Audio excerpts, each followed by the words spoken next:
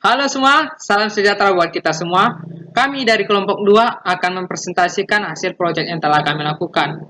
Nah, agen yang kami pilih itu dari film Battle Angel yang bernama agennya itu yang bernama Alita.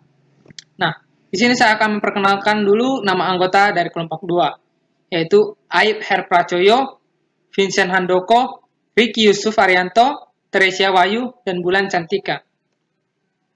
Daftar isi presentasi kami yang pertama itu penjelasan film, kemudian pengertian dasar, kemudian PIS Alita, arsitektur Alita, dan tipe agen Alita. Nah, di sini saya akan menjelaskan secara singkat tentang film Battle Angel. Nah, film Battle Angel ini dibintangi oleh Alita. Alita ini merupakan cyborg yang diciptakan untuk bertarung. Alita ini diciptakan dari kota Zalem. Nah, kota Zalem ini merupakan kota yang mengapung di atas langit. Nah, Alita ini dibuang dari kota Zalem ke kota Iron City. Kota Iron City ini merupakan kota buangan dari uh, kota Zalem. Nah, Alita ini kan dibuang dari kota Zalem ke kota Iron City dengan keadaan tidak utuh, tinggal setengah bagian dari tubuhnya. Nah, kemudian ada seorang dokter yang bernama Dokter Ido. Dokter Ido ini merupakan dokter yang dahulunya berasal dari kota Zalem dan dibuang ke kota Iron City. Nah, Dokter Ido ini melihat Alita di tempat pembuangan yang biasa dibuang oleh orang Zalem ke Iron City. Nah, Dokter Ido ini melihat Alita dengan keadaan yang tidak utuh. Kemudian Dokter Ido ini memperbaiki Alita dan membuat bagian tubuh dari Alita menjadi mirip seperti manusia.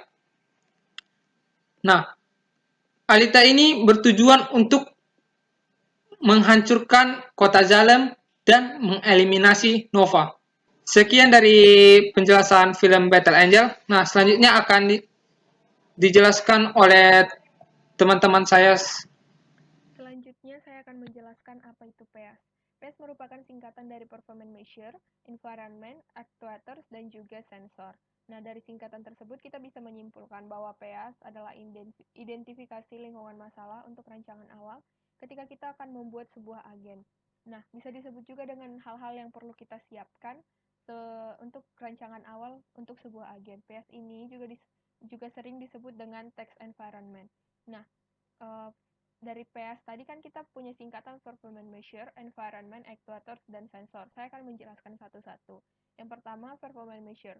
Performance measures ini disebut juga dengan tolak ukur untuk kesuksesan agen tersebut atau tujuan utama pembentukan sebuah agen ini. Yang selanjutnya, environment. Environment ini disebut juga lingkungan di sekitar agen tersebut. Nah, lingkungan ini merupakan lingkungan yang mempengaruhi agen dan juga akan dipengaruhi oleh agen. Yang selanjutnya, aktuator atau disebut juga dengan output. Singkatnya ini bisa disebut dengan alat-alat gerak dari si agen ini atau hal-hal yang mampu dilakukan oleh agen tersebut. Yang selanjutnya sensor atau disebut juga dengan input. Ini berfungsi untuk si pengguna atau usernya agen ini memasukkan inputan ke dalam si agen tersebut. Selanjutnya, arsitektur agen. Nah, sebelumnya saya akan menjelaskan bahwa agen itu terdiri dari dua, yaitu arsitektur agen dan juga program. Nah, di sini saya akan menjelaskan arsitektur agen. Arsitektur agen ini merupakan alat komputasi yang dilengkapi sensor dan aktuator yang sudah saya jelaskan sebelumnya di PEAS yang berfungsi sebagai tempat untuk program agen ini berjalan. Nah, arsitektur agen ini mempunyai tiga sifat yaitu BDI, belief, desire, dan intention. Belief atau kepercayaan ini merupakan hal yang diketahui dan tidak diketahui oleh agen. Nah, ini bisa kita sebut dengan informasi atau pengetahuan yang telah diketahui oleh agen sebelumnya dan yang tidak diketahui atau yang akan diperoleh agen tersebut dari lingkungan di sekitarnya. Yang selanjutnya desire atau tujuan. Ini merupakan uh, tugas-tugas atau tujuan-tujuan yang harus diselesaikan oleh agen tersebut. Bisa kita bilang juga kalau desire ini hampir mirip seperti performance measure di PEAS. Yang selanjutnya, intention atau kehendak. Ini merupakan rencana atau strategi yang disiapkan oleh oleh agen tersebut untuk mencapai tujuan-tujuannya. Selanjutnya saya akan menjelaskan tentang tipe agen. Yang pertama yaitu utility based agent, fungsi yang memetakan suatu keadaan ke dalam bilangan real yang menggambarkan derajat kesenangan atau kepuasan, mengutamakan tujuan mana yang mungkin tercapai berdasarkan kondisi tertentu, tujuan, kepuasan, kenyamanan, keefisienan. Pencapaian tujuan pada agen tidak cukup untuk menghasilkan agen dengan tingkah laku berkualitas tinggi. Agen refleks berbasis tujuan tidak membedakan keadaan yang bagus dengan keadaan yang tidak bagus untuk agen. Pada agen refleks berbasis, kegunaan ini memikirkan kondisi yang bagus untuk agen sehingga agen dapat melakukan tugasnya jauh lebih baik. Sehingga pada tipe agen utility based agent ini terdapat tambahan yaitu komponen kepuasan. Apakah agen sudah puas dengan kondisi seperti ini?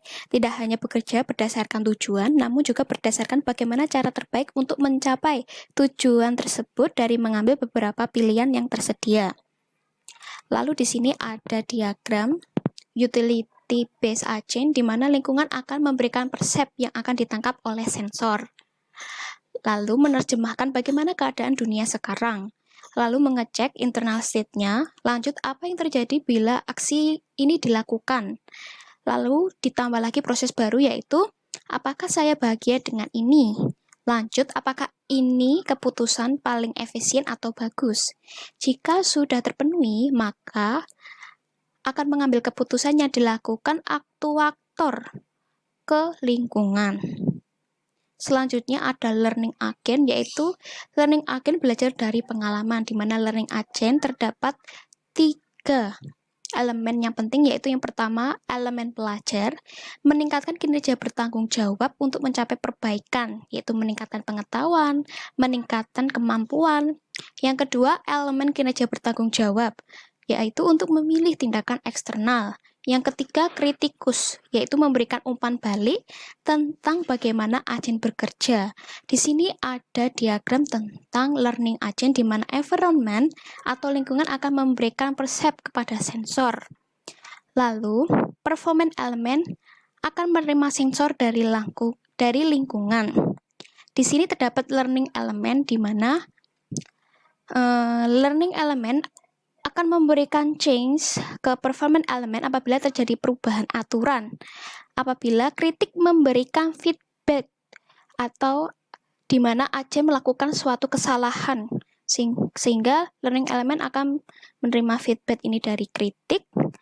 Lalu, learning element akan berusaha mencari pengetahuan baru dengan memberi goals ke problem generator. Lalu problem generator akan menggenerate problem dengan tujuan goals yang diberikan oleh learning element. Kemudian dicoba sampai learning element berhasil menemukan goals tersebut. Lalu learning element akan memberikan change atau perubahan ke performance element, sehingga agen nanti akan memberikan suatu aksi yang baru dari belajar dari pengalamannya, seperti itu. Oke, untuk selanjutnya saya bernama Ayub Herprajoyo akan menjelaskan PEAS dari Alita. Ya, performance measure. Ini dari Alita ini yang penting adalah skill bertarung dan mencoba berperilaku seperti manusia. Nah, skill bertarung ini karena dia digunakan untuk membela kubunya, membela tuannya ya. Jadi bela diri terus dikembangkan, semua skill-skill itu ya mungkin wawasan bertarung di dunia ini dimasukkan ke dia seperti itu. Lalu environment, berbagai lingkungan alam semesta dan makhluk hidup. Nah, karena dia bisa mengenali berbagai lingkungan dan makhluk hidup, dia bisa berinteraksi dengan hal-hal baru juga. Lalu actuators, perangkat tubuh robot berbentuk manusia, speaker, voiceover. Nah, kerangka tubuh robot berbentuk manusia ini karena dia butuh bergerak ya, karena dia butuh keleluasaan, dan tadi kan untuk bertarung juga. Kalau speaker ini untuk bagaimana dia menyampaikan pesan pada manusia atau makhluk hidup lain ya. Mungkin menanggapi perasaannya atau sensorsnya itu. Lalu sensors, semua panca indera, yaitu sensor suhu, touch layer, kamera, pengecap, dan penciuman. Nah, untuk sensor suhu ini ya seperti manusia bisa merasakan suhu. Touch layer ini pada kulitnya, ya dia bisa merasakan sentuhan. Terus kamera ini pada matanya bisa melihat, lalu pengecap dan penciuman dia bisa merasakan rasa dan mencium bau juga. Oke, selanjutnya adalah arsitektur Alita. Yang pertama adalah kepercayaan atau belief, yaitu dia memiliki naluri sebagai prajurit perang dan perasaan seperti manusia.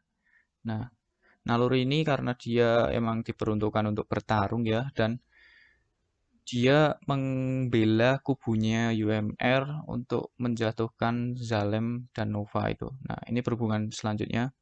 Keinginan atau desire, yaitu menghancurkan Zalem dan mengeliminasi Nova. Yaitu keinginan yang jati dirinya lah. Dia menemukan itu. Lalu kehendak atau intention, agar dapat mengeliminasi Nova, maka Alita harus pergi menuju Zalem. Namun untuk pergi ke Zalem tidaklah mudah.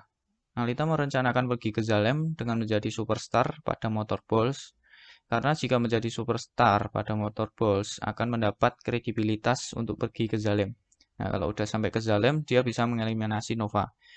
Untuk mendapatkan informasi-informasi itu tadi, semua intentionnya itu, dia perlu belajar dulu dari lingkungannya. Dia mendengarkan perkataan, pendapat dari setiap orang dari ya sekitarnya untuk pergi ke Zalem, dan akhirnya dia bisa belajar bagaimana menuju ke situ, dan dia lebih memilih lewat Motorballs, kompetisi Motorballs. Sekian dari saya. Selanjutnya akan dijelaskan oleh saya, Vincent Handoko, mengenai tipe agen yang diterapkan oleh Alita. Yang pertama, Alita menerapkan tipe agen utility-based agent karena Alita diciptakan memiliki perasaan seperti manusia, sehingga ketika menjalankan tugas ataupun tujuannya, Alita memikirkan perasaannya terlebih dahulu sebelum membuat keputusan yang tepat. Salah satu contohnya adalah di mana momen ketika Alita harus memilih mengeksekusi salah satu laki-laki yang dia kenal karena laki-laki tersebut merupakan buronan. Namun Alita memiliki perasaan terhadap laki-laki tersebut sehingga Alita tidak bimbang apakah akan menjalankan tujuan tersebut sebagai tugasnya atau melepaskan tugasnya dan menyelamatkan laki-laki tersebut. I have to get you to Edo. No. Centurions, if you go back out there with me alive, they'll kill us both. You do. I didn't kill that guy. I tore people apart. People like you. For money. I went to go stop the others. Because I love you. Untuk yang kedua, Alita menerapkan tipe agen learning agent karena Alita akan menemukan seluruh pengalaman dan kejadian baru, sehingga Alita perlu mempelajari pengalaman tersebut untuk menyesuaikan dengan lingkungannya. Tidak hanya itu, Alita juga mempelajari pengalaman yang lebih baik dari sebelumnya. Salah satu contohnya itu adalah ketika Alita dilatih oleh gurunya. You'll never give up.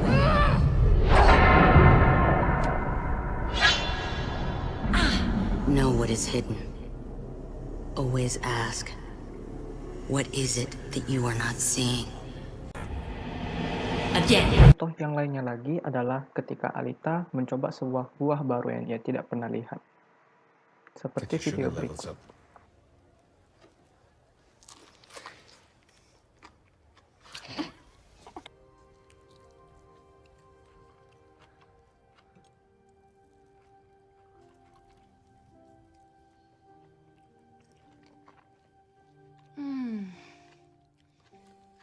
That's so good. Sekian dari kelompok kami mengenai agen Alita dan kami mengucapkan terima kasih.